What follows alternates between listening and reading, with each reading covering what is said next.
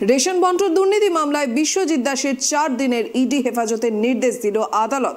শুক্রবার যখন বিশ্বজিৎ দাসকে আদালতে পেশ করা হয় তখন আরও তথ্য সংগ্রহ করতে বিশ্বজিৎকে 4 দিনের জন্য নিজেদের হেফাজতে নিতে চেয়ে আবেদন জানায় এনফোর্সমেন্ট ডিরেক্টরেট।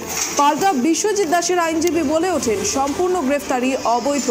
দুপক্ষের বক্তব্য শোনার পর আদালত রেশন দুর্নীতি মামলায় ধৃত বিশ্বজিৎ দাসের 4 দিনের ইডি হেফাজতের নির্দেশ দেয়। এ বিষয়ে আমরা বিস্তারিত জানবো আমাদের প্রতিনিধি অভ্রদীপের কাছ থেকে। অভ্রদীপ, যেরকমটা দাবি করা হচ্ছে আইনজীবীর পক্ষ থেকে সম্পূর্ণভাবে গ্রেফতারি করা হয়েছে বিশ্বজিৎ দাসকে, পাশাপাশি 4 দিনের হেফাজতের নির্দেশ দিয়েছে ইডি, এ বিষয়ে আর কি তথ্য রয়েছে?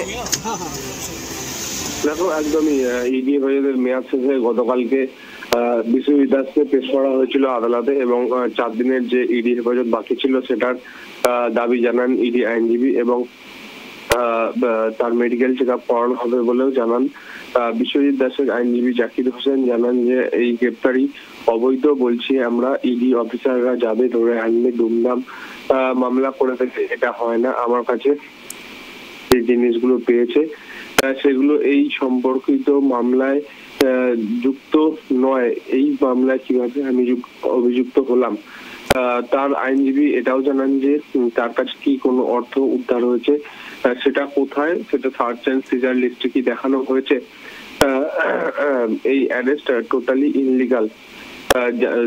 বিচারক এখানে গুরুত্বপূর্ণ কথা বলেন, আমি আরেকবার কেস ডায়েরি দেখবো, এই গ্রেপ্তারি আইন বৈধ কিনা, গ্রেপ্তারের আগে যা যা করা দরকার ছিল সেগুলো করা হয়েছিল কিনা।